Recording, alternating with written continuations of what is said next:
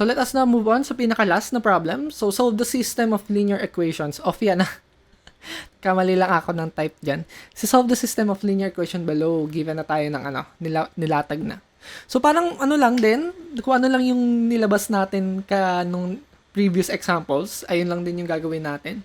So lagay lang natin dito, 2x plus 3y minus 7 is equal to 10. So x minus 2y plus 4z is equal to negative 3. So 3x plus 2y minus 5z is equal to 8. So ayun lang. So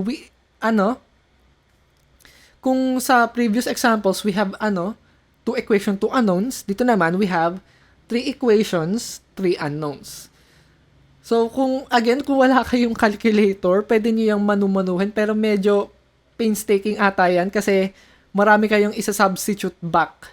Kasi hindi lang siya dalawang equation lang kasi tatlo na x, y, and z.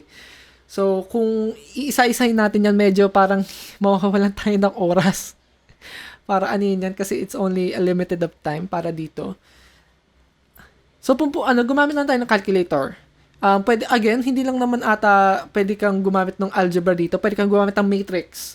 Natatandaan nyo, nung linear algebra natin. So, yung kapag gagawa ka ng matrix, i-convert mo lang to yung bawat coefficient niya and to i-reduce mo to row echelon form.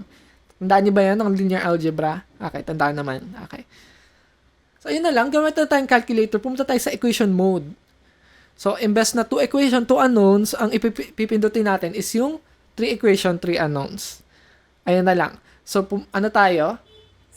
Except na ABC lang, ang lalatag natin dyan, A, B, C, and D.